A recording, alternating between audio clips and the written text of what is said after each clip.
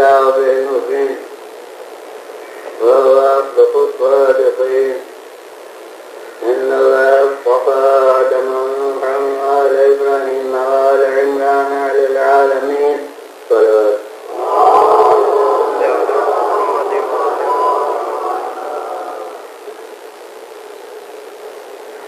موضوع يعني عصمت کے معنی گناہوں سے بری ہونا. اب اس کی تصویر ہو چکی کہ گناہوں سے بری ہونے کے معنی یہ ہیں کہ گناہوں کا وقوع نہیں ہوتا، ہوتے ہوئے نہیں گناہ، یا یہ معنی ہے کہ ممکن نہیں گناہوں کا. اگر یہ کہ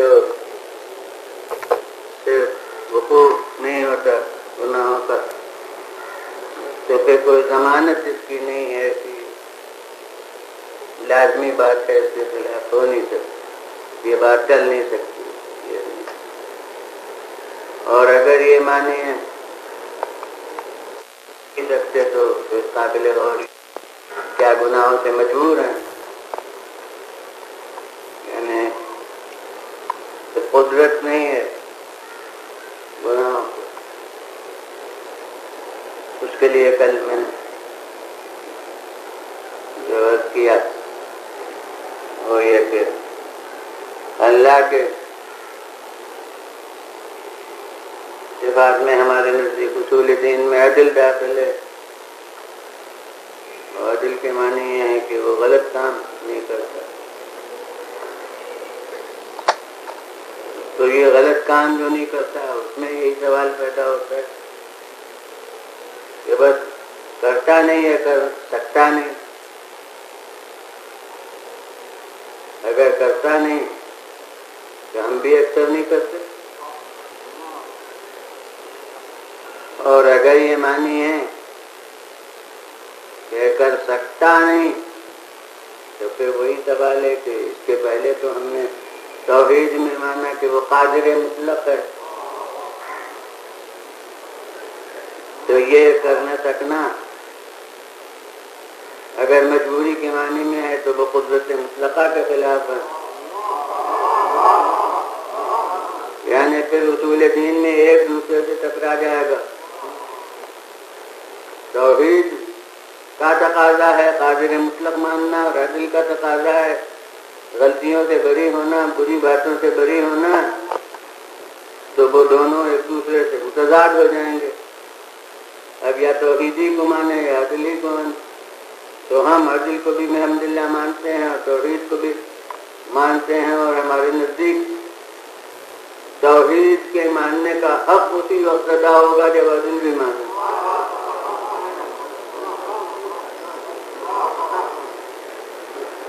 تو جب یہ سمجھ لیں گے، اس منزل کو طے کر لیں گے کہ عدالت قدرت کے خلاف نہیں، تو پھر وہ بات سمجھ میں آ جائے گی کہ عصمت اختیار کے خلاف نہیں. وہ عادل ہوتے ہوئے قادر مطلق ہے، یہ معصوم ہوتے ہوئے بھی فاعل مختار ہیں.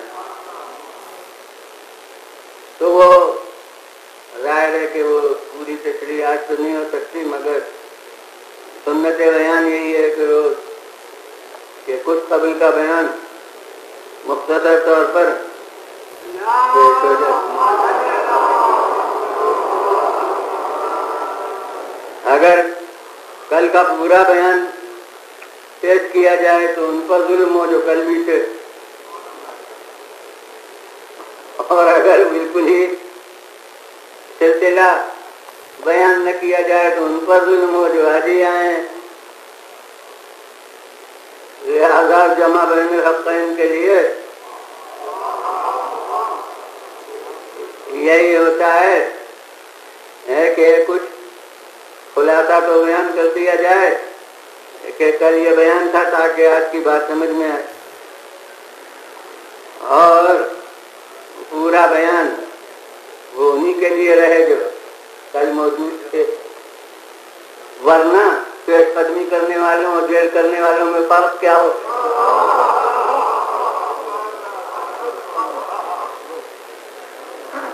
وہ دونوں کو اکٹھا کر دینا وہ بھی عدل کے خلاف۔ بات ہے میں نے جو کیا وہ اس کا حل وہ یہ کہ وہ کسی بات کا نہ ہو سکنا جو فاعل کی طاقت کی کمی کی وجہ سے ہو،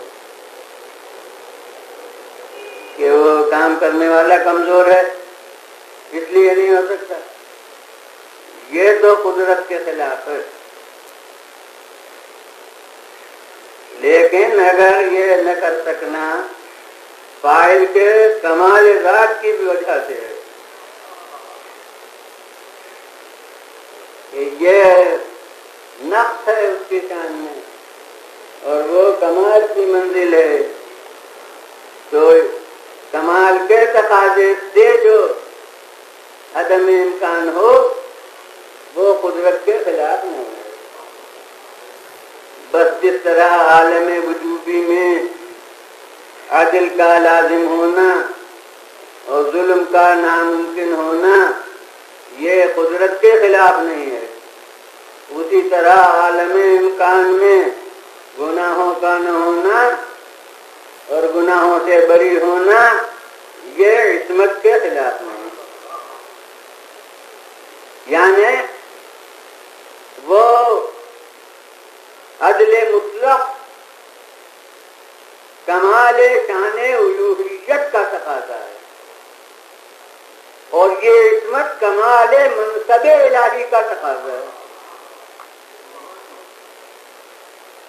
اس کے خود اپنے کاموں میں برائی نہیں ہے، یہ اس کی شان الوہیت ہے، اور اس کے بنائے ہوئے صاحب منصب میں گناہوں کے داغ دھبے نہیں ہیں، یہ اس کے منصب کی جلالت ہے۔ تو اس منصب کے جلالت کی بنا پر اس کی طرف کے مقرر کیے ہوئے کی شان کے خلاف جو چیز ہے اس کا نہ ہو سکنا یہ عین کمال ہے، یہ اس کے لیے نقص نہیں ہے۔ تو جس طرح کے وہاں عدالت شان الوہیت کا تقاضا ہے، ویسے ہی یہاں عصمت شان نبوت و رسالت یا امامت کا تقاضا ہے۔ جو اس کی طرف کا منصب ہے رہنمائی خلق کا، خواہ وہ بنا میں نبوت ہو، خواہ وہ بنا میں رسالت ہو، خواہ وہ بنا میں امامت مطلقہ ہو، وہ امامت جو صورتین میں داخل ہے، تو اس کا لازمی نتیجہ پھر عصمت ہے۔ یہ اس منصب کی جلالت کا تقاضا ہے لازمی، تو اب جب لازمی ہے تو اس کے خلاف نہیں ہو سکتا۔ یہ نہ ہو سکنا اس کے قدرت اختیار کی نفی کا نام نہیں ہے، بلکہ یہ نہ ہو سکنا اس کے منصب کی بزرگی کا نام ہے۔ صلوات بھیجیے بنے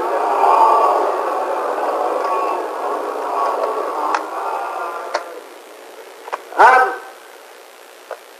دوسرا باب ہے جو آج کے بیان، آج کا بیان جہاں سے شروع ہے وہ یہ ہے کہ یہ بے گناہی، میں نے کہا اگر طلب اختیار کے طور پر ہے تو کوئی یہ قابل تعریف صفت نہیں ہے، یہ دیوار بھی بے گناہ ہے،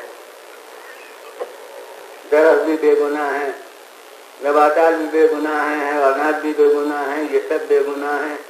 اگر اسی معنی سے انسان بھی بے گناہ ہو تو یہ کوئی خاص جوہر نہیں ہوا۔ تو در حقیقت جو کمال ہے وہ بے گناہی مع اختیار ہے، یعنی اپنے ارادے سے بے گناہ۔ چنانچہ اب اس منزل میں ہمارے سامنے دو صنفیں ہیں، ایک ملائکہ ہیں اور ایک معصوم ہستیاں جو الفاظ قرآن میں تمہیں میں سے ہیں. یہ کوئی میری بات نہیں ہے، قرآن کے لفظوں کا ترجمہ ہے. لیکن یہ اور ہمیں اصول دین میں ان کی رسالت کو ماننا نہیں ہے. ہمیں اصول دین میں ان کی رسالت کو ماننا ہے. ان کی عصمت حقیقت قرآنی ہے، ان کی عصمت حقیقت عقلی ہے. یعنی جبرائیل و میکائیل کے معصوم ہونے پر قرآن کے نصوص ہیں، کوئی دلیل عقلی نہیں ہے. اور انبیاء اور ائمہ کے معصوم ہونے پر قرآن کے ساتھ ساتھ عقل کی گواہی ملتی ہے. خدا دیجیے بلند آواز.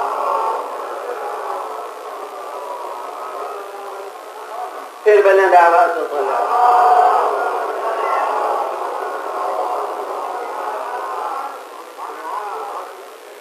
تو اب وہ ملائکہ جبرائیل و میکائیل و اسرافیل جن کے کچھ کے نام ہمیں معلوم ہیں، وہ جو قرآن کی بدولت، حدیثوں کی کچھ بدولت، اور یوں ملائکہ بے شمار،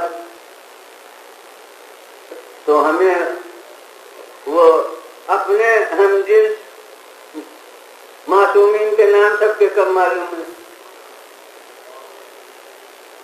بچوں تک کو یاد ہے 1,24,000، اور ہمیں کئی عدد کے نام معلوم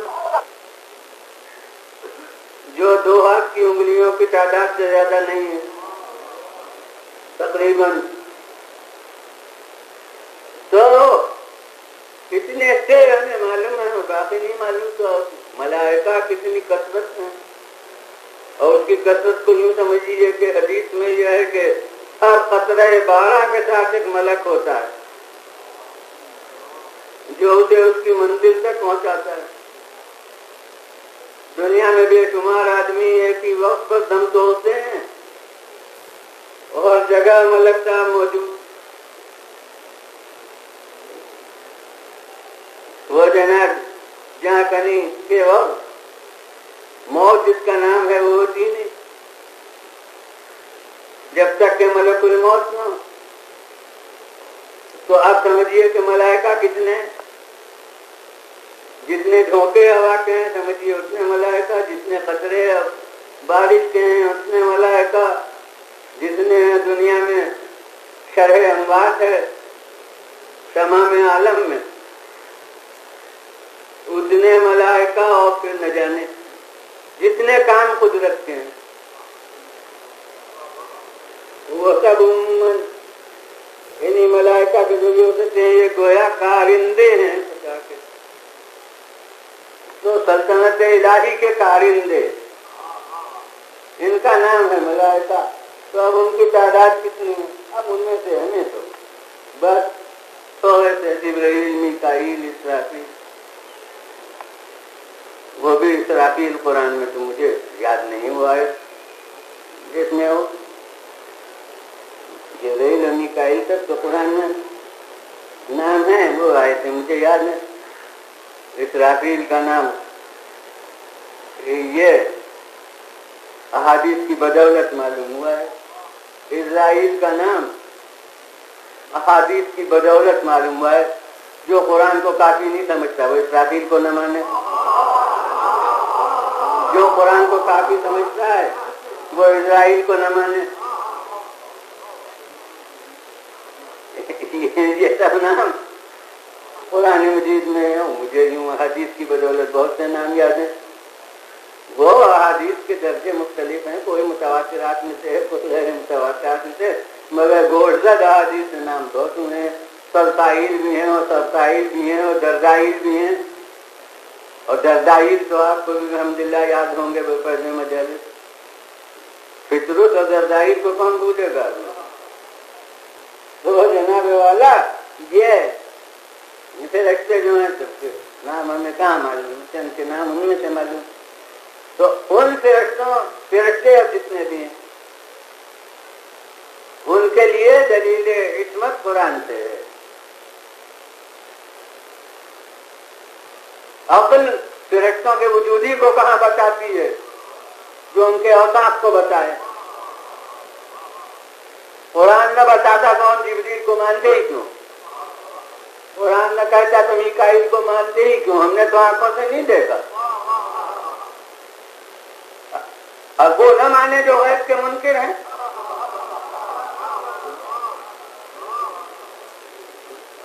مگر اب ہم تو بے دیکھی حقیقتوں کے اس کی طرف کی دلیلوں سے ماننے کے پر مجبور ہیں، لہذا ہم مجبور ہیں جبرائیل کے ماننے پر بھی، میکائیل کے ماننے پر بھی، اسرافیل کے ماننے پر بھی۔ کبھی نہیں کہیں گے کہ ہم نے نہیں دیکھا، نہ یہ کہیں گے کہ اتنی عمر کے ہر نبی کے دور میں جبرائیل، ہر رسول کے دور میں وہاں نہ طول عمر کی بحث ہوگی نہ غیبت کی بحث ہوگی۔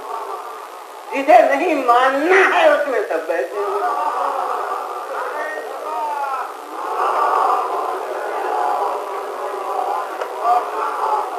اور آج یہ بلند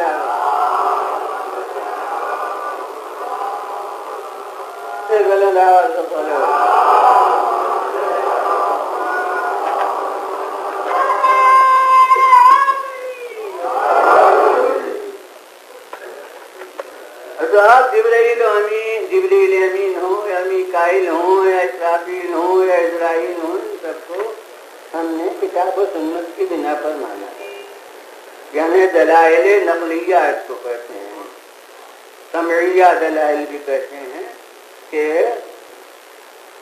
رسول کے کہنے سے، ائمہ کے کہنے سے، اس کی طرف کے جو مبلغین تھے ان کے کہنے سے مانا ہے۔ اور قرآن بھی اسی میں ادلہ نقلیہ میں داخل، تو اس سے مانا۔ اب جب اس کی بنا پر مانا ہے تو اب جو قرآن کہہ رہا ہو اسی کو ماننا ہے، اور یہ بڑی اصولی بات ہے۔ بغیر قرآن کے اگر کوئی چیز ماننے والی نہیں ہے تو انسان کو یہ حق تو ہے کہ وہ اسے نہ مانے، لیکن اگر قرآن کی بنا پر کسی چیز کو مانتا ہے تو پھر جو قرآن کہے اسے ماننا چاہیے۔ پھر اس میں عقل آرائی کرنا کہ یہ تو ہماری سمجھ میں نہیں آتا اور اس میں یہ ہے، یہ پھر غلط ہے۔ اگر سمجھ میں نہیں آتا تو آپ قرآن کو نہ مانیے۔ جب قرآن کے کہنے سے ماننے پر مجبور ہوئے ہیں تو جو قرآن کہے وہ مانیے۔ میں کہتا ہوں کہ اگر قرآن نہ کہتا تو معراج کو ماننے کی ضرورت ہی کیا تھی؟ ہم نے تو ہمیشہ دنیا ہی میں ان کو دیکھا، زمین کو دیکھا، جنہوں نے دیکھا۔ تو کون کہتا ہے آپ سے، گلا کون پوچھتا ہے کہ آپ معراج کو مانیے ہی؟ مجبوری یہی ہے نا کہ قرآن کو مانتے ہیں، اور قرآن نے کہا ہے تو اس لیے مجبوراً معراج کو بھی ماننا ہے۔ تو اگر قرآن کی بنا پر معراج کو ماننا ہے تو پھر جو قرآن نے بتایا ہو وہ مانیے،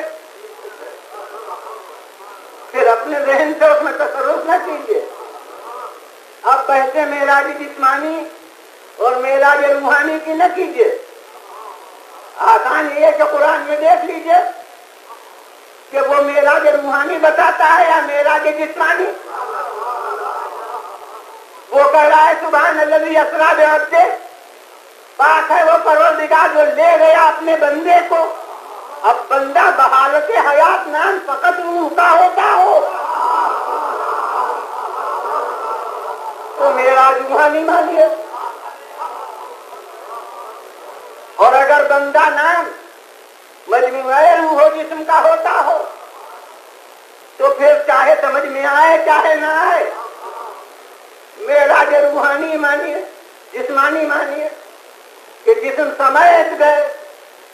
اور میں کہتا ہوں کہ جدید دور میں تو یہ ماننا بہت ضروری ہو گیا، اس لیے کہ آج دنیا نے اتنی ترقی کی کہ چاند تک جا رہے ہیں، دنیا نے اتنی ترقی کی کہ اور ستاروں تک جانے کے لیے کمندے پھینک رہے ہیں۔ شاعر کی زبان میں کمندے پھینکنا کہا ہے میں نے، تو اس وقت پر توڑ رہے ہیں اور سیاروں تک جانے کے لیے، اور چاند تک تو پہنچ گئے کہتا ہوں کہ یہ جانے والے سب اگر فقط روحانی طور پر جا رہے ہوں تو میرا زبانی مانیے، اور اگر یہ سب جسم سمیت جا رہے ہوں تو اپنے رسول کی رفعت کو ان سے کم نہ سمجھیے۔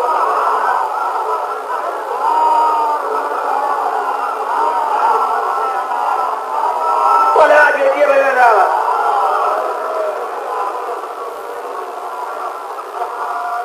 پھر بھائی راوا سے فلاح۔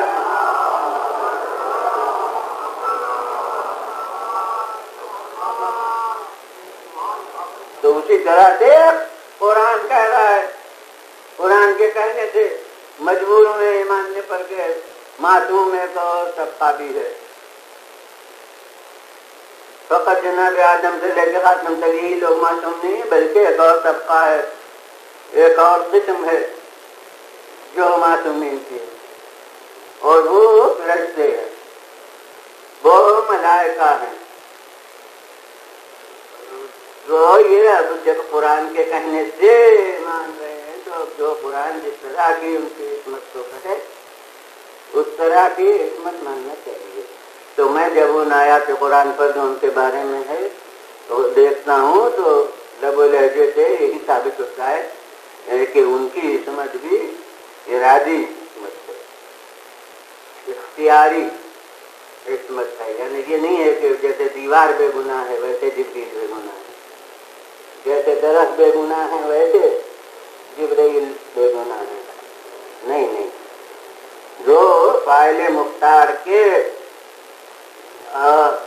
فعل کو جس انداز میں پیش کیا جاتا ہے اس طرح قرآن مجید نے ان کے افعال کو پیش کیا ہے۔ اب وہ سب آیتیں ملائکہ کے بارے میں جو ہیں وہ اس وقت پیش نہیں کرنا، مثلا اچھا ہو رہا ہے کہ ان الذین عند ربک لا یستکبرون عن عبادتہ ویسبحونہ ولہ یسجدون۔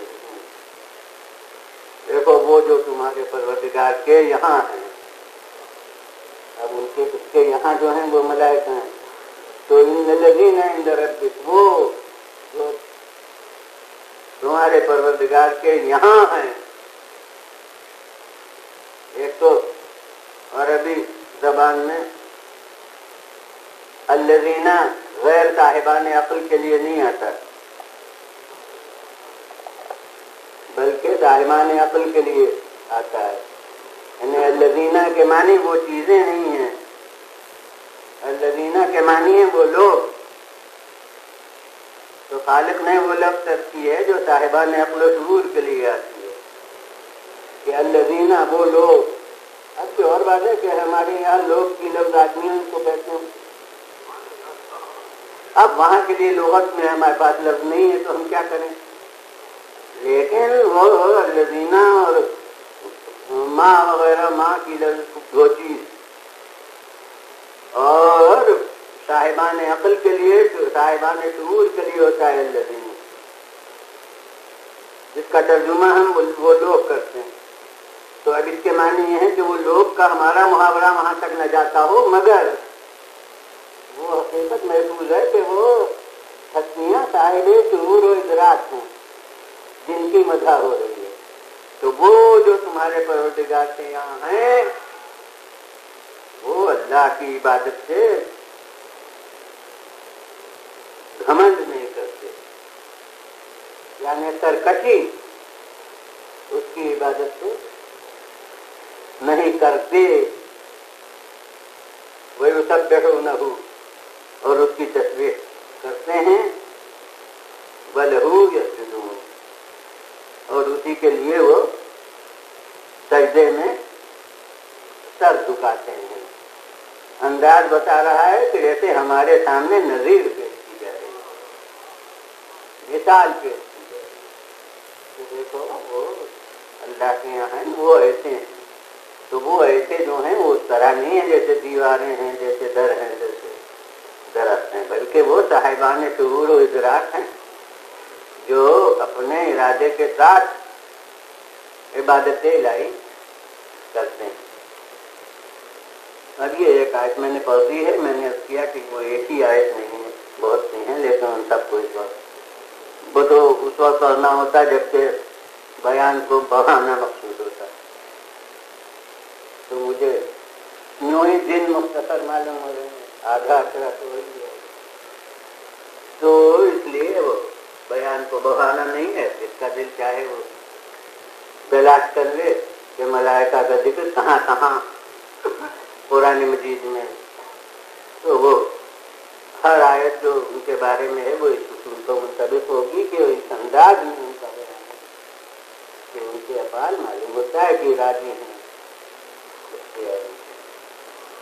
تو اب یہ مسئلہ پیدا ہو گیا اور یہی آج کے بیان میں پیش کرنا منظور ہے.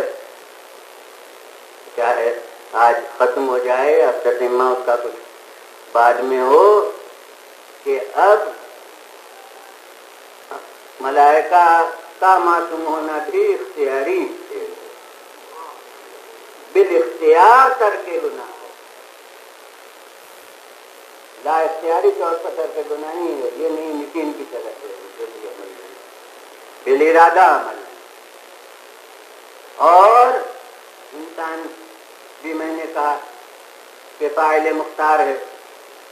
ان میں جو معصومین ہیں وہ بھی بالاختیار معصوم ہیں. تو اب سوال یہ ہے جو ایک مستقل موضوع کی حیثیت رکھتا ہے کہ عصمت ملائکہ اور عصمت انبیاء میں فرق کیا ہے. دیوار در سے نباتات و جمادات سے ان میں تو فرق نمایاں ہو گیا کہ یہاں بے گناہی ہے نفی قدرت کے معنی میں، نفی شعور کے معنی میں، اور انسان کے عصمت جو ہے وہ شعوری ہے، وہ اختیاری ہے. تو اس میں تو فرق پہلے کے بیانوں سے ہو گیا. لیکن اب یہ دونوں ہیں شعوری عصمتیں، ارادی و اختیاری عصمتیں. ملائکہ بھی فاعل مختار ہیں اور ان کی بھی عصمت ارادی و اختیاری ہے. وہ سجدہ نشین کی طرح سے جھکتے نہیں ہیں بلکہ ارادتاً جھکتے ہیں. رکوع میں ہیں ارادتاً رکوع میں ہیں، سجدے میں ہیں ارادتاً سجدے میں ہیں. لہذا ان کے افعال بھی اختیاری ہیں، ان کی عصمت بھی ارادی اختیاری ہے. اور انبیاء اور ائمہ ہمارے وہ بھی معصوم ہیں، ان کی بھی عصمت ارادی اختیاری ہے. تو اب آخر ان دونوں قسم کی عصمتوں میں کیا فرق ہے؟ عصمت ملک کیا ہے اور عصمت بشر کیا ہے؟ بشر میں ہر ایک معصوم تو یہ جو ہے معصوم، ان کی عصمت میں اور ملائکہ کی عصمت میں معصوم ہونے میں آخر فرق کیا ہے؟ تو اب بس اسی کا بیان شروع ہو رہا ہے اور پہلے مجمل طور سے کر لوں گا اس کی تشریح کہ بے شک ان کی بھی عبادت، ان کا بھی گناہوں سے بری ہونا یہ ارادتاً ہے اور ان کا بھی گناہوں سے بری ہونا ارادتاً ہے. مگر ان کے یہاں اس ارادے سے ٹکرانے والی طاقتیں کوئی نہیں ہیں.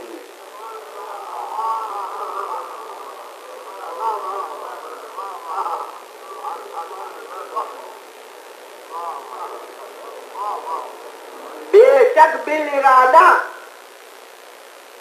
گناہوں سے بری مگر ان کی طبیعت میں محرکات گناہ نہیں ہیں.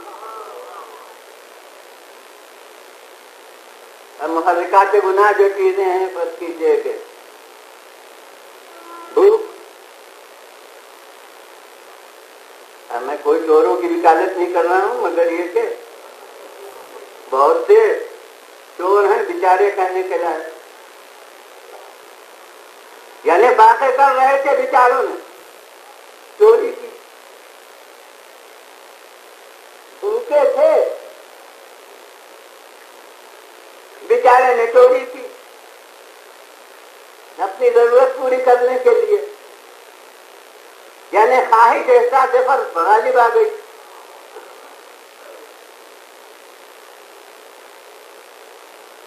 اور اسی لیے ہمارے معصوم نے ایک محل پر ایک حاکم وقت کو کہا، جب چور آیا اور حکم دیا ہاتھ کاٹنے کا، تو امام نے فرمایا کہ تمہارے نظام نے ایسا انتظام کیا ہے کہ سب کا پیٹ بھر جائے۔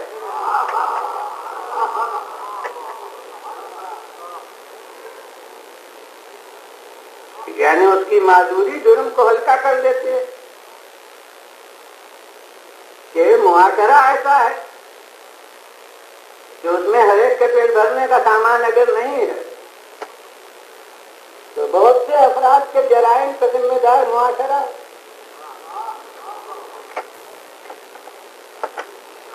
تو یہ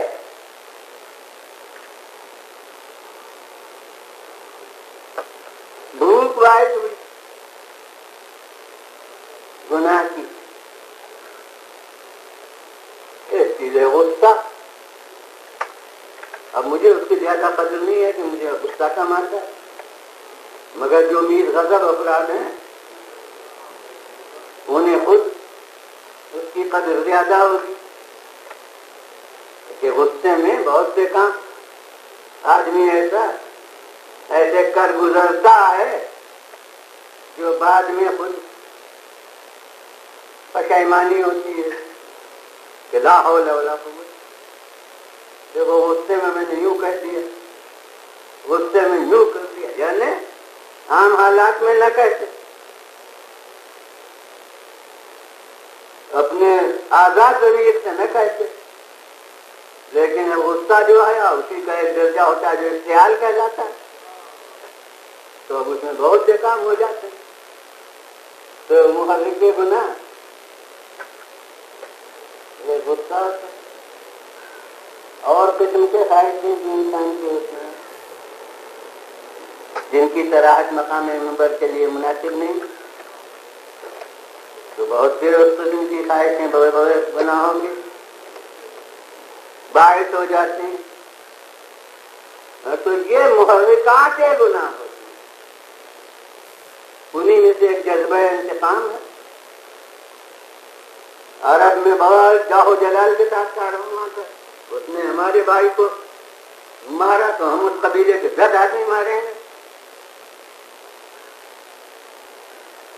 تو اب یہ جذبہ انتقام یہ بھی ایک ہے۔ تو یہ محرکات گناہ وہ کبھی جذبات کے کہلاتے ہیں، کبھی رجحانات ان کو کہتے ہیں طبیعت کے، تو وہ محرکات گناہ ہوتے ہیں۔ بس ملائکہ کیا فرشتہ پن یہ ہے جو ان میں یہ محرکات گناہ نہیں ہیں۔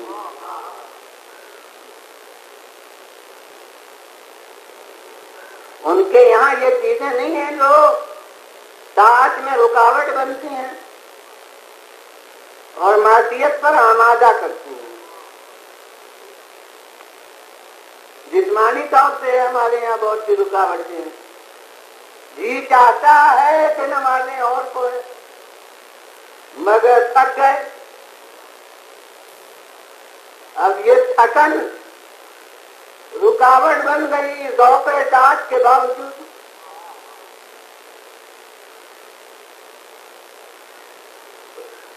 جی چاہتا ہے کہ پوری رات شب قدر میں کم سے کم، اور راتوں میں نہیں، شب قدر میں جاگیں، جو بہت سے مومنین جاگتے ہیں، لیکن نیند آ رہی ہے، بیٹھے ہیں دعائیں پڑھ رہے ہیں لیکن آنکھیں بند۔ تو اب بتائیے بند آنکھوں سے دعائیں پڑھتے بھی رہے تو کیا قیمت ہوگی؟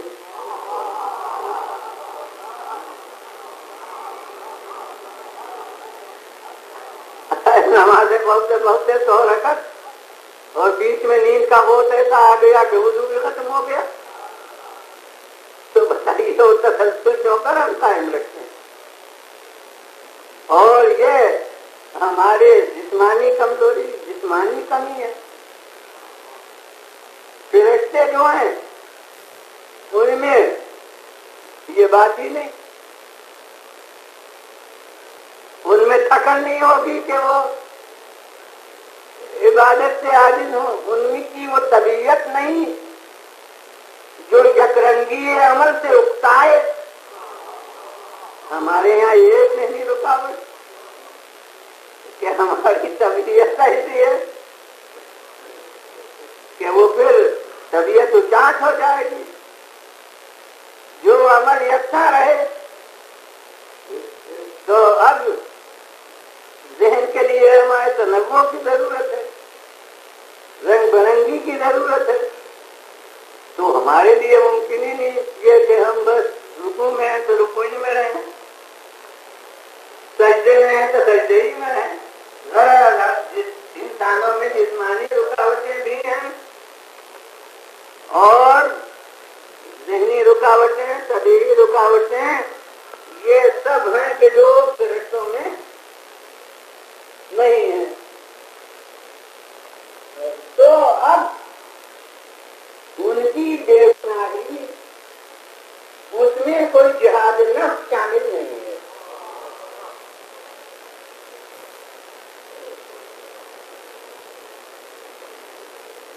بل ارادہ عصمت ہے، بل ارادہ اختیار ہے، لیکن اس ارادے کے اس راہ پر لگنے میں کوئی رکاوٹ نہیں ہے، کسی چیز سے انہیں لڑنا نہیں ہے۔ حکم الہی ہے کہ بس رکوع میں رہو، تو رکوع میں کوئی باعث اس کا نہیں ہے کہ وہ رکوع سے سر اٹھائے۔ حکم الہی ہے کہ سجدے میں رہو، تو بس وہ سجدے میں اب رہیں گے جب تک اللہ چاہے۔ کوئی باعث اس کا نہیں ہے کہ وہ سجدے سے سر اٹھائے۔ نہ طبیعت اکتاتی ہے، نہ جسم تھکتا ہے، نہ نیند آتی ہے، نہ بھولتے ہیں، نہ غفلت ہوتی ہے۔ یہ سب امیر المومنین نے اوصاف اس کے کئی کئی صفحے میں ملائکہ کے اوصاف نہج البلاغہ میں امیر المومنین نے لکھ ڈالے۔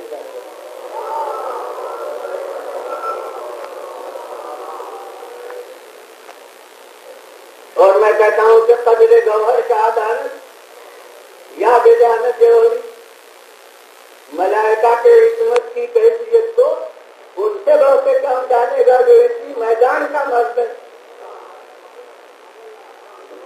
جو خود عصمت کے درجے پر ہے، وہی ان کی عصمت کی کیفیت کو سمجھے۔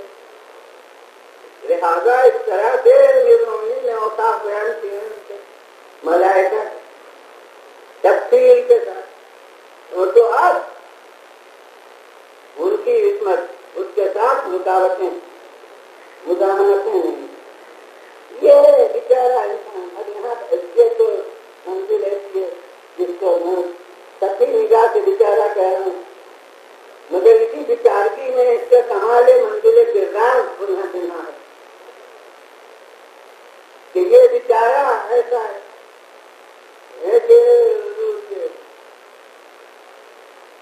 مکمل آرام ہو لیکن یکساں قائم رہے تو مکمل تکلیف۔ خدا نہ کرے کسی صاحب کو ڈاکٹر صاحب مکمل آرام تجویز کروا دیں، ورنہ ان سے پوچھیے کہ وہ آرام کتنا تکلیف دہ ہے۔ تو ہمارے یہاں تو انتہائی آرام دہ شکل ہو لیکن کچھ دیر مسلسل رہے تو وہ باعث تکلیف۔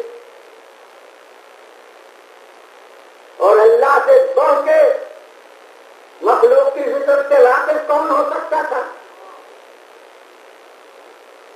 اس لیے اس نے ملک کی عبادت اور رکھی جو اس کی ساخت جسمانی کے مطابق ہے، اور انسان کی عبادت اب اس میں میں آپ کھڑے رہیے اور حکم نہ کیجیے تو باطل، اور اب رکوعی میں رکھیے اور شوق رکوع میں وقت گزر جائے اور سجدہ نہ کیجیے تو بس رکوعی رہ جائے گا، نماز نہیں ہوگی. اور سجدے میں اور سجدے میں پھر اتنے لگا کیا دوسری رکعت کا قیام ہی بھول گئے؟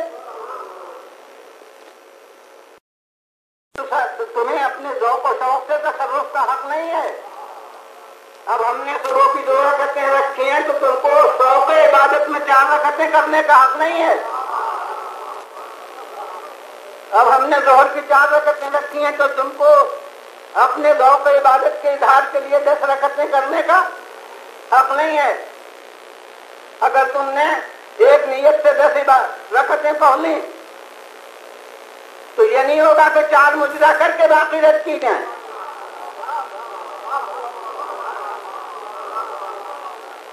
بلکہ وہ پوری عبادت تمہیں مبارک، کیونکہ مجھے عبادت وہ چاہیے جس کا میں نے حکم دیا ہو. تمہیں ذوق جماعت بہت ہے، بہت اچھی بات ہے، جماعت کا شوق ہے تمہیں. مجھے وہ قوم نہیں پسند ہے جو پرانا نمازیں پڑھنا پسند کرے اور جماعت میں ویران رکھے مسجدوں کو. لہذا ذوق عبادت بہت اچھا ہے اور ذوق جماعت بہت اچھا ہے، مگر جماعت کا شوق ایسا بھی کیا ہے کہ میں نے تو کہا کہ واجب نمازیں جماعت میں پڑھو اور تم سنتی نماز ایجاد کر لو جو جماعت سے پڑھی جائے. بولا جی بدل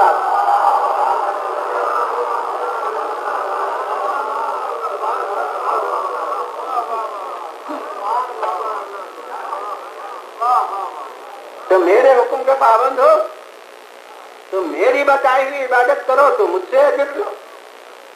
اگر اپنے دل بخواہ اپنی طبیعت کے تقاضے سے تم نے عبادت تراش لی تو خود ہی جزا بھی لے لینا.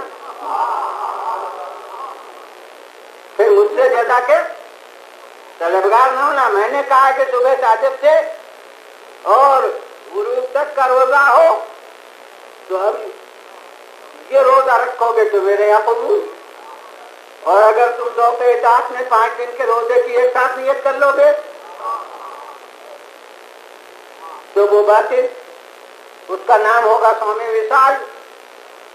وہ شریعت اسلام میں عبادت نہیں بدعت، اور یہ متفق علیہ ہے تمام فرق اسلام میں، کیونکہ وہ تمہیں حق نہیں ہے نئی قسم کی عبادت کے ایجاد کا. جس طرح تمہیں زیادتی کا حق نہیں اسی طرح تمہیں کمی کا حق نہیں. یہ ہمارے یہاں بعض افراد نادانی سے رکھتے ہیں 2.5 پہر کا روزہ، تو جناب 2.5 پہر کا روزہ آپ نے ایجاد کیا ہے تو اس کی جزا بھی آپ خود ہی کہیں سے لے لیجیے گا. اللہ نے تو جو حکم دیا ہے اس میں نہ کمی آپ کو جائز ہے نہ زیادتی اس میں جائز ہے، نہ کیفیت کو بدلنے کا حکم ہے. جو مفترات صوم اس نے قرار دیے ہیں تو انہیں کا ترک کرنا آپ پر لازم ہے، وہی روزہ ہوگا. اب آپ چپ کا روزہ رکھ لیجیے تو اپنے دل سے آپ نے روزہ تراشا ہے تو وہ جناب مریم کے لیے تھا، آپ کے لیے تھوڑی ہے. اس شریعت میں تھا، آپ کی شریعت میں نہیں ہے. تو اب اگر اس رسول کو فقط تم مانتے ہو تو رکھو، اور اگر آخر الزمان رسول کو ایسے مانتے ہو تو اب جو شریعت اس نے بتائی ہے اس شریعت پر عمل کرو. اب تمہیں نذیر میں حضرت مریم کو پیش نہیں کرنا، اب حضرت فاطمہ زہرا کو پیش کرنے کا حق ہے.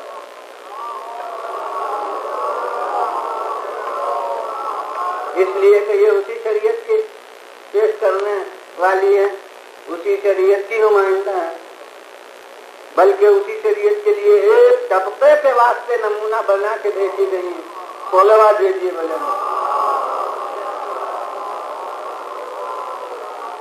پھر بولے آواز تو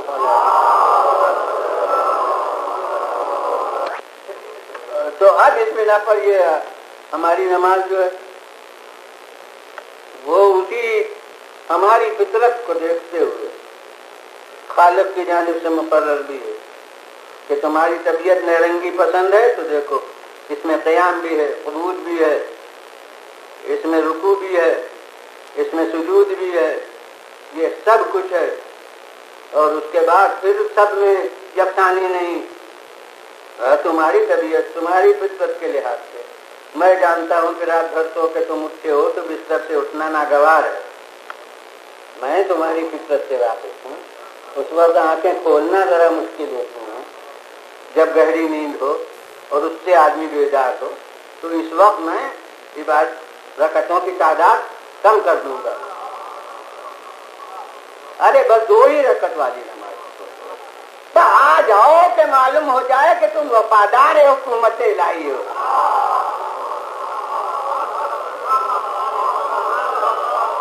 صلوات دیجیے ولی اللہ۔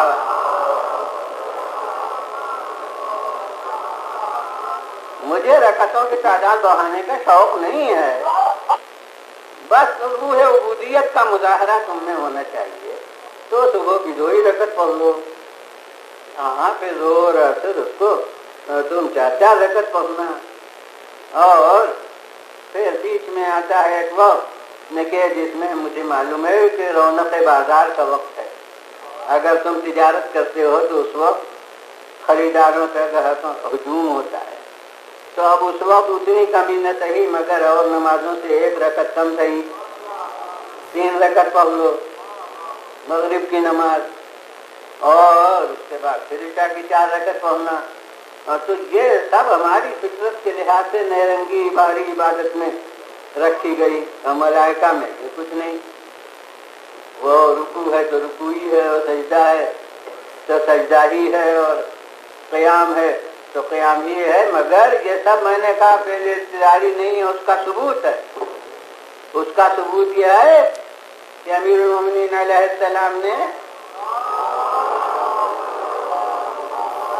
جن سے بڑھ کے دنیا ہے ملک کے حالات سے واقف کوئی نہیں ہو سکتا، انہوں نے بتایا کہ منہم رکوع لا ينتصبون، ان میں ایسے رکوع میں ہیں کہ جیسے سیدھے ہوتے ہی نہیں، ہو منہم سجود لا يركعون، کچھ سجدے میں ہیں جو رکوع ہی نہیں کرتے، صافون لا يتزايدون، سب باندھے میں لائن جیسے جماعت میں ہوتی ہے اور وہ متفرق ہوتے ہی نہیں، منتشر ہوتے ہی نہیں۔ تو سب ایک طریقہ عبادت جو اللہ نے مقرر کر دیا اس کے پابند ہیں، لیکن وہی کہ جو ان طریقوں کے عبادت کے پابند ہیں، انہی کو جب حکم الہی ہو جائے گا تو وہ اپنی منزل کو چھوڑ کے کہیں آ کے سراہنے حفاظت کے لیے آ جائیں گے، پائتی حفاظت کے لیے آ جائیں گے۔ ارے جب حکم ہو جائے گا تو خیاط بن کے کسی دروازے پر آ جائیں گے۔ ارے اتنا ہی کیا، جب حکم ہو جائے گا تو کسی معصومہ کی نیابت کے لیے چکی پیسنے کے لیے بھی آ جائیں گے۔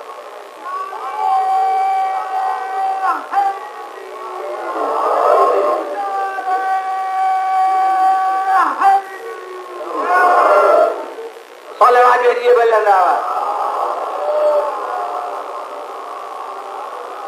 اور ایک دن عزت کی حضرت کو اب تک تو کہوں، اور بس ایک دن اس کا آج عرض کر رہا ہوں کہ وہی حلیت الاولیاء اور وہی حافظ ابو نعیم اصفہانی کی حلیت الاولیاء اور وہ احیاء العلوم غزالی، اس روایت کا حوالہ اس دن دے چکا ہوں، تو اسی میں یہ ہے کہ ارشاد ہوا ان ملائکہ کو مخاطب کر کے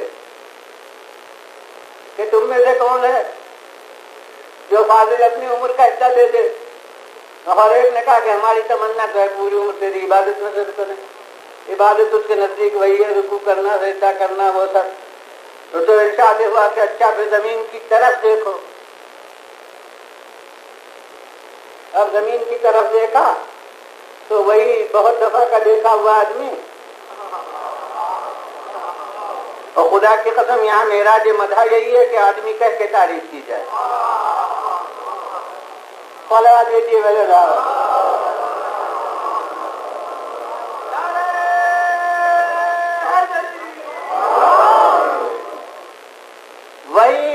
دفعہ کا دیکھا ہوا انسان، مگر کبھی دیکھتے تھے اس وقت کھڑے ہوئے محراب عبادت میں، آج دیکھا لیتے ہوئے، کبھی دیکھتے تھے اس وقت جاگتے ہوئے، آج دیکھا سوتے ہوئے۔ یہ نہرنگی ہے عبادت کی، یہ خود ان کے انسانی طریقے عبادت کا جز تھا۔ اگر کوئی اور ہوتا تو جب کہا گیا بستر پر سو تو کہتا یعنی آج نماز تہجد نہ پڑھوں، مگر یاد رکھیے وہ کہتا جو عبادت کو بربنا عادت کرتا ہوتا، اور جو عبادت کو بربنا احساس فرض سمجھتا تھا وہ ہمیشہ راتوں کو اس عبادت میں گزارتا تھا۔ آج اس نے سمجھا کہ یہ عبادت ہے،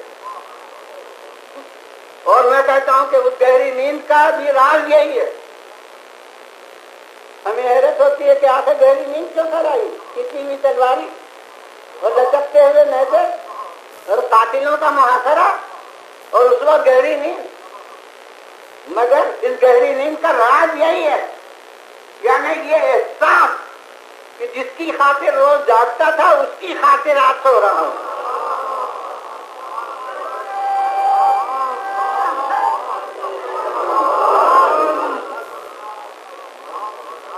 تو ہمیں معلوم ہے ان کی عبادت ہوتی کہ تیر پیر سے کھینچ لیا جاتا تھا اور خبر نہیں ہوتی تھی، تو یہ استغراق صورت عبادت میں تھوڑی تھا، حقیقت عبادت میں تھا۔ تو جب نماز بطور عبادت ہو تو نماز میں وہ محویت، اور جب خواب بطور عبادت ہو تو خواب میں وہی محویت۔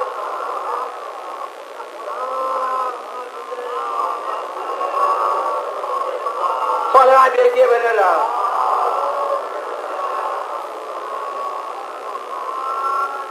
پھر بنے رہا آواز صلوات۔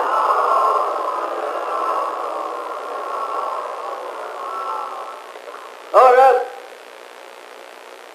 انہوں نے زمین کی طرف دیکھا اور دیکھ لیا کون ہے، جانی پہچانی صورت کی، کیفیت نہیں دیکھی تھی تو ہاں دیکھ لیا۔ تو اب وہ جملہ ارشاد ہوا قدرت کے کہ تم ایسے کیوں نہ ہوئے کہ جان فدا کر دیے۔ اور اب ارشاد ہوا کہ جاؤ زمین کی طرف عبادت کے لیے، جو اس دن عرض کر چکا۔ تو اصول عقلی و نقلی ہے کہ کوئی عبادت توڑی نہیں جا سکتی بغیر بلندر عبادت، چاہے نماز سنتی ہو، شروع کرنا واجب نہیں، لیکن شروع کرنے کے بعد پورا کرنا واجب، نماز کا توڑنا حرام۔ تو کوئی عبادت لا تبطلوا اعمالکم، اپنے اعمال کو باطل نہ کرو، کوئی عبادت توڑی نہیں جا سکتی بغیر بلندر عبادت کے۔ اور یہ اصول حضور قرآن ثابت کہ ملائکہ کا کوئی لمحہ عبادت پروردگار سے خالی نہیں ہوتا۔ تو یہ اللہ نے انہیں مخاطب کر کے کہا کہ دیکھو زمین کی طرف، یعنی اوقات ملک کو اس نے صرف کیا کسی انسان کے ذکر میں،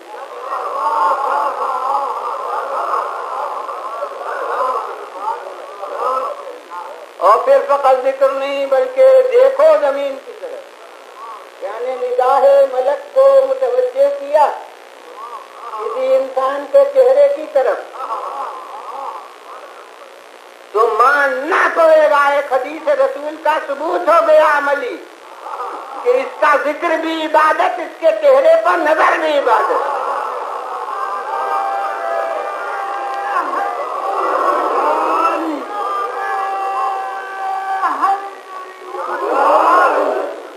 صلوات دیجیے مولانا۔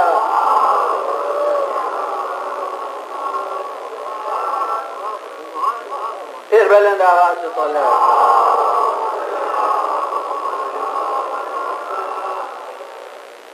عبادت بھی ایسی جو عبادت ملک سے ہو، عبادت ملک سے بالا کر۔ اب اس نے منزل انسان کی سمجھ لی کہ وہ میری عصمت ہے اور یہ اس کی عصمت ہے۔ معلوم ہے کہ وہ جو میں نے کہا تھا کہ بیچارہ یہ تھکتا بھی ہے اور وہ بیچارہ فرض کیجیے کہ رنگ عبادت کے ایک کیفیت برقرار بھی نہیں رکھ سکتا، یہ سب بیچارہ پن نہیں ہے، بلکہ یہ سب اس کی رفعت کا راز ہے کہ اس کی عبادت جو ہے وہ بغیر جہاد نفس ہے، اور اس کی جو عبادت ہے وہ جہاد نفس کے ساتھ ہے۔ اس کو دوسرے موضوع میں کیا کرتا ہوں، اور اب اس وقت یہاں چونکہ وہی جز ہے موضوع بیان ہے کہ عصمت ملائکہ جو ہے وہ عطیہ خسروانہ ہے، اور عصمت انسانی جو ہے جو انبیاء مرسلین اولیاء میں ہوتی ہے وہ اپنے قوت بازو سے مفتوحہ مملکت ہے۔ یہ مزاحمتوں سے ٹکرا کے ہے، یہ نفس کے تقاضوں سے لڑ کے ہے، یہ محرکات گناہ کو دبا کے ہے، تو وہ عصمت بغیر جہاد نفس ہے، بغیر لڑے بھیڑے کا مال غنیمت ہے۔ اور یہ جہاد نفس کی منزل ہے کہ اگر اب اور وہ ذاتیں ایسی ہوتی ہیں کہ وہ اس منزل بے گناہی پر برقرار رہتی ہیں باوجود نفس کے محرکات کے، تو اب یہ عصمت اتنی اونچی ہوتی ہے کہ اس مملکت عصمت کا جو تاجدار ہو، لفظ تو میں نے صرف وہی کی ہے، مگر خدا کی قسم مدینے کا تاجدار کہنا میں ان کی توہین سمجھتا ہوں۔ تاجدار مدینہ کیسا؟ تاجدار ملک عصمت، تو وہ سب سے بڑا تاجدار ملک عصمت جب بڑھے گا راہ تقرب الہی میں عصمت اختیاری کے قدموں سے، تو اتنا بڑھے گا کہ ملک کو لرز کے ساتھ چھوڑنا پڑے گا کہ اگر کس طرح منہ آگے بڑھوں تو نور جلال میرے پروں کو جلا سکتا۔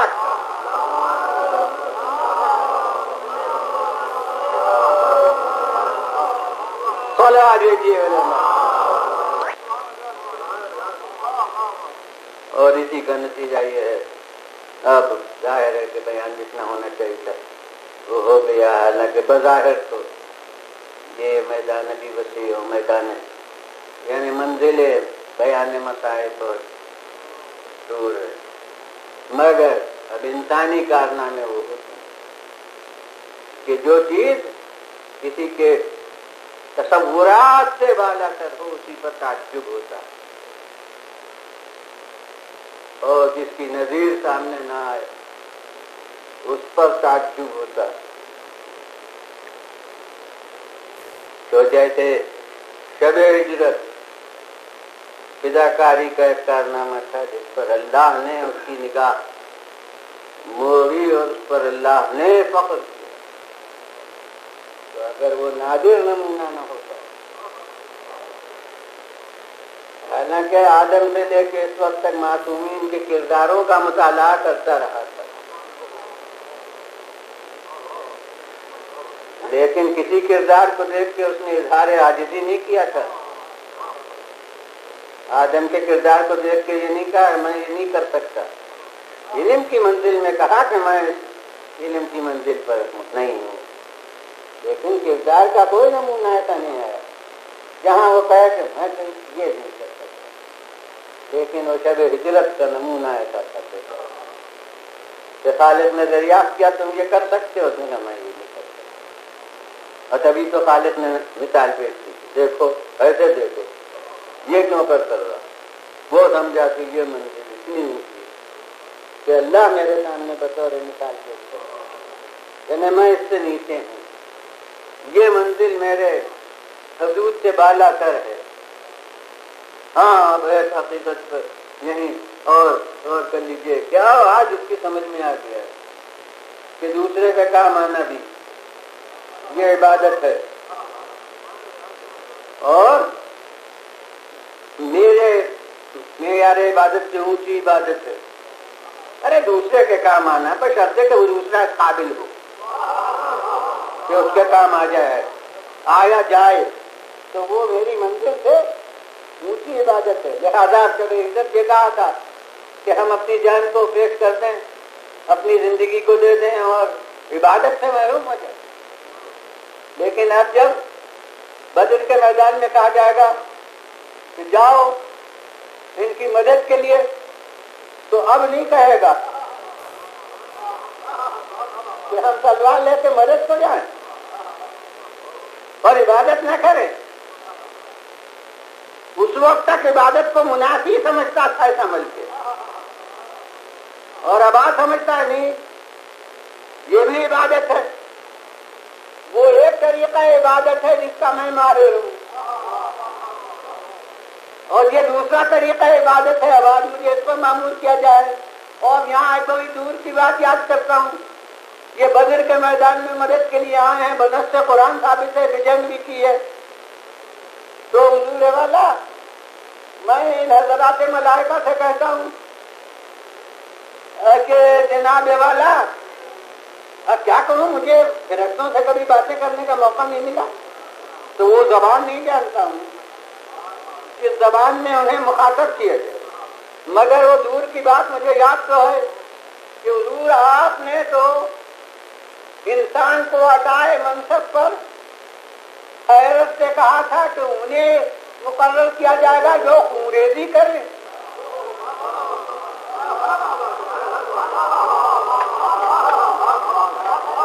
یعنی آپ حضرات کو خونریزی سے بہت نفرت ہے،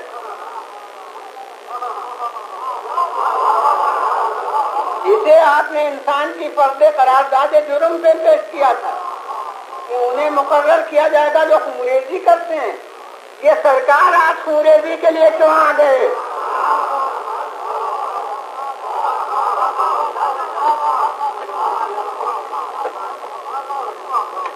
اور خونریزی کے لیے نہیں آئے ہی نہیں، فقط آج بدر میں تو خیر خونریزی کے لیے آئے ہیں، لیکن احد میں جا کے خونریزی کرنے والے کا کلمہ پڑھیں گے۔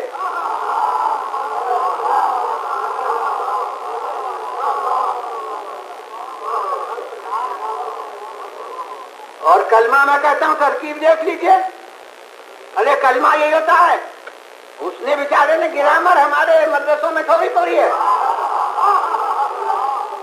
اسے ایک جملہ یاد ہے، لا الہ الا اللہ، اسے ترکیب نحوی یہی معلوم ہے کہ ایک عدد لا آئے، اس کے بعد کوئی کسی کا نام ہو، کوئی وصف ہو، اس کے بعد ایک اللہ ہو، پھر کسی کا نام آ جائے، یہی ترکیب نحوی اسے یاد ہے، آواز اسے حکم خدا سے کلمہ پڑھنا ہے، تو اب وہ اسی ترکیب کا جملہ بناتا ہے کہ وہی لا لیتا ہے، لیکن آج الہ کے بجائے علی رکھ دیتا ہے، فتح رکھ دیتا ہے، آج الہ کے بجائے فتح رکھ دیتا ہے، اس کے بعد پھر اللہ لاتا ہے، اور اب اللہ کے بجائے علی رکھ دیتا ہے۔ میں کہتا ہوں کہ جناب جبرائیل آج کسی دارالعلوم کے شرک کے فتوے سے نہیں ڈرتے،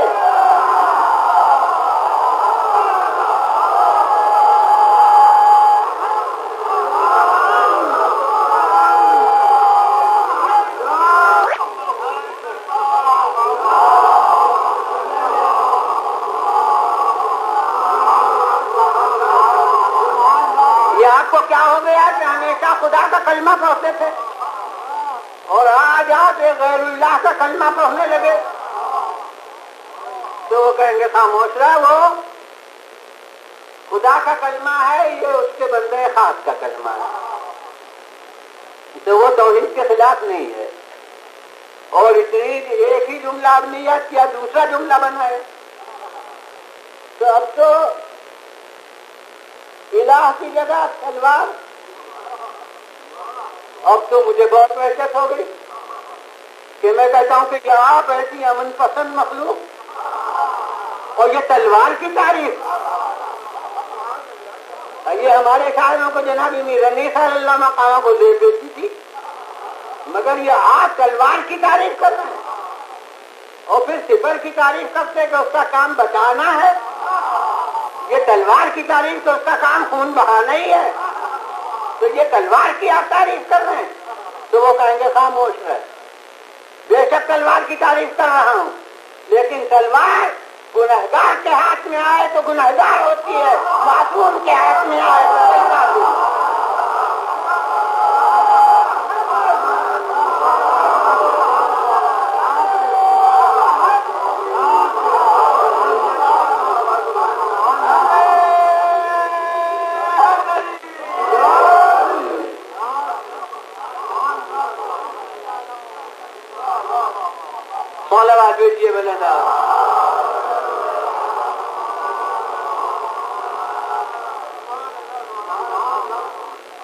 تو اس کارنامہ جہاد پر اٹھے حیرت ہوئی، جبھی تو یہ کلمہ پڑھا۔ اور اس کے بعد اب ایک ذات اور ہے جس کی ایک صفت کو دیکھ کے ملک کو حیرت ہوئی۔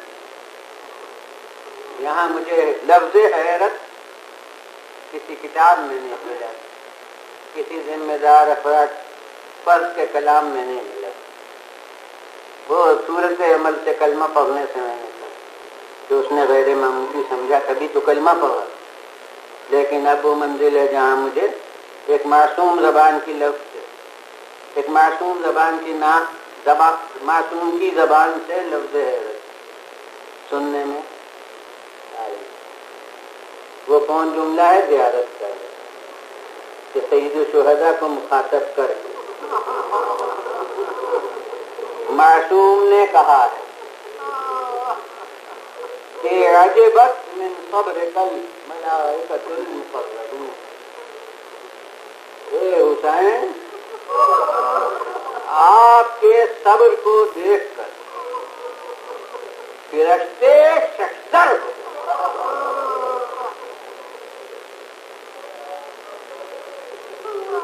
غرق تعجب ہو گئے، عجبت حیرت میں پڑ گئے۔ تو آدم سے لے خاتم تک صبر کے نمونے دیکھتے ہیں،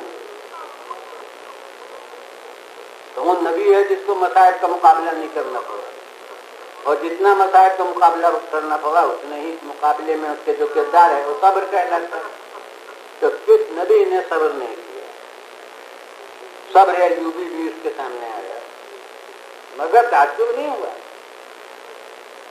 حیرت نہیں ہوئی۔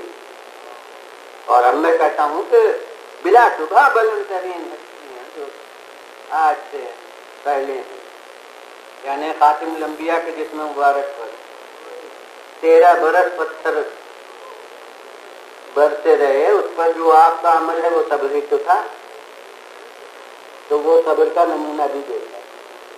اور ہمیشہ صبر مقابل مصیبت ہوتا ہے۔ تو جس خاتون معظمہ نے کہا کہ صبت علیہ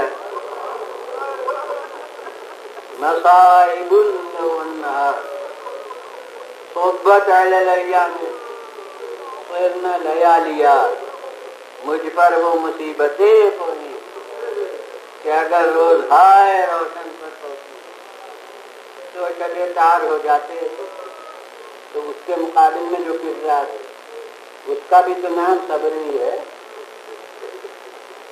اور اس کے بعد حسن مجتبیٰ کی، امیر المومنین کی پوری زندگی، وہ پیغمبر کے زمانے کا میدان جہاد کا ثبات قدم، وہ بھی صبر ہے، اور 25 برس کی گوشہ نشینی وہ بھی صبر ہے۔ اور پھر اس کے بعد جو کچھ ہوا وہ پھر ہم پوری زندگی صبر ہے تو وہ بھی دیکھا ہے، اور حسن مصطفیٰ کا پورا دور اس کی نظر کے سامنے گزرا ہے۔ اور میں کہتا ہوں کہ حسین کی زندگی کے لیے اس کے قبر زمانہ حسن کی زندگی ان کے قبر کے ساتھ یہ شریک ہیں، بلکہ میں کہتا ہوں کہ وقت وفات رسول بچہ تھے، ورنہ علی بن ابی طالب کی پوری زندگی ان کے شباب کے دور کے قبر میں گزری ہے۔ 25 برس جو خاتم نشین رہا ہو تو حسین کا پورا شباب علی بن ابی طالب کے سکوت کے سمندر میں غرق رہا، تو وہ صبر کا نمونہ بھی خود ان کے کردار کا دیکھا ہے۔ اور حضور اس کے بعد حسن مصطفیٰ کے بعد 10 برس جن ناگوار حالات کا مقابلہ کیا، ان تمام کو ملک دیکھتے ہوئے اور 10 محرم کے پہلے تک پوری زندگی تعطیل سے پانی بند ہوا ہے، تو اس وقت سے آج تک بچوں کی ہر حرکت کی آواز کیا تیر و نیزہ و خنجر سے کم ہے؟ تو وہ سب صبر کے نمونے دیکھ چکا ہے، مگر اب عاشور کے دن کیسی صبر کی مثال اس کے سامنے آئی کہ پہلے کبھی حیرت نہیں ہوئی۔ سمجھتا تھا کہ بڑی منزل مگر تصور سے بالا تب وہ باعث حیرت ہوتی ہے۔ تو میں نہیں سمجھتا کہ وہ کربلا کا کون موقع، اب یہ دفتر مسائل، کربلا کا کون موقع ہے جہاں ملک کو حیرت ہوئی، اس مصیبت پر بھی صبر ہو سکتا ہے؟ تصور ملک سے بالا کر۔ اب ماشاءاللہ آپ سال بھر میں جسے سنتے ہیں عمر بھر سنتے رہے ہیں، اس لیے تمام واقعات کربلا آپ کے سامنے ہیں کہ میں تو ایک جز کو اگر لوں تو ہر منزل اس لائق نظر آئے گی، مجھے محسوس ہوگی کہ اسی منزل پر ممکن ہے ملک کو حیرت ہوئی ہو، اسی منزل پر، جیسے ہر منزل پر شاعر نے تو کسی اور محل پر کہا تھا، مگر یہ منزل صحیح ہے اس کی کہ کرشمہ دامن دل نہیں کشت کہ جان جا جس واقعے کا حوالہ دوں دل کہے گا ہاں بالکل یہی موقع ہو سکتا ہے کہ ملک نے حیرت کی ہو، ملک نے تعجب کیا ہو۔ بس اب 2-4 منزلیں کہ اس وقت تعجب ہوا جب کمسن بچہ یتیم بھتیجا وہ میدان میں جانے لگا،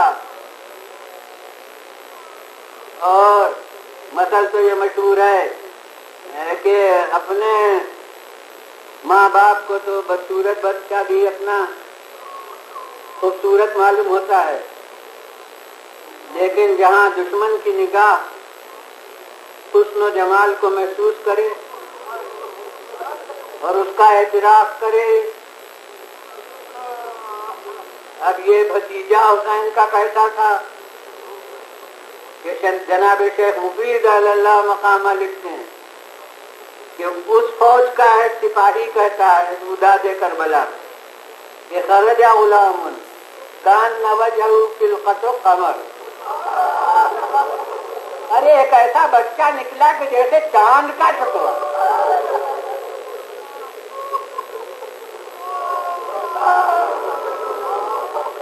اب جو دشمن کی نگاہ میں چاند کا ٹکڑا، وہ چاہنے والے چچا کی نگاہ میں،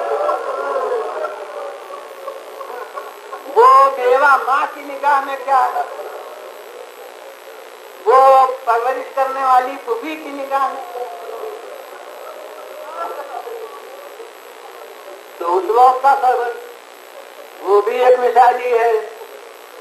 اس کے بعد ہر بھائی جاتا ہے امام کمر پر ہاتھ رکھ لے،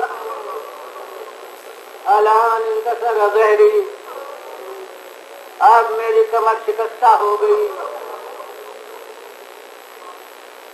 تو قمری بنی ہاشم ابو الفضل العباس، مگر بس ایک جملہ کہہ کے آگے بڑھوں ہوں، آگے بڑھوں گا کہ حسین کی کمر ٹوٹی ہے، ہمت نہیں ٹوٹی ہے.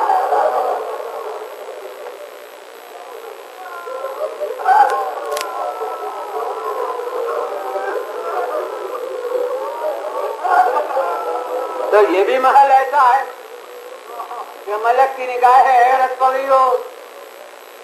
اب اس کے بعد وہ منزل کہ جب شباب محمدی جدا ہو رہا ہے، یہ سب حال تو بعد میں ابھی آئیں گے کہ کسی کے جانے پر اللہ کو گواہ نہیں بنایا، مگر اب اس کے جدا ہونے پر اللہ کو گواہ بنایا کہ اللہم اشہد علی ہؤلاء القوم، پروردگارا تو گواہ ہے نا کہ اب وہ جا رہا ہے جو صورت و سیرت و رفتار و گفتار میں تیرے پیغمبر سے مشابہ ہے. وہ کویل جوان، وہ شہزادہ علی اکبر. اب اس منزل پر ملک نے حیرت کی ہو کہ ایسا بھی صبر ہوتا ہے. اور میں کہتا ہوں کہ وہ ان کے جانے سے کمر ٹوٹی تھی اور ان کے جانے سے بصارت پر اثر پڑا، مگر اس سب کے باوجود میں کہتا ہوں صبر یہ ہے، صبر یہ ہے. اب یہ حال ہے جو آج بیان کرنا ہے. صبر اس کا نام ہے، نہ رونے کا نام صبر نہیں ہے، مرثیہ نہ پہنچنے کا نام صبر نہیں ہے. صبر یہ ہے کہ جو جوان بیٹے کی میت اٹھا چکا وہ اب 6 مہینے کے بچے کو پھر ہاتھوں پکڑا.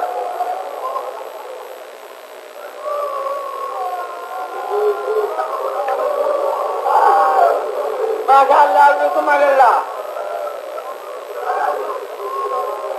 اب ظاہر ہے یہ ابتدا ہے حال کی، آپ بےتاب ہیں تو میں پورا حال کہاں بیان کر سکتا ہوں. اب آج 5ویں محرم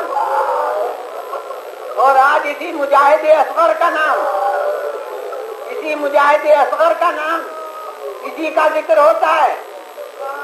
ہمارے لکھنؤ کی ترتیب ہے کہ اسی کی میں پابندی کیا کرتا ہوں. تو ارباب اعضا میں نے کہا مجاہد اصغر، مگر یاد رکھیے کہ مجاہد اصغر ہے مگر فاتح اکبر ہے.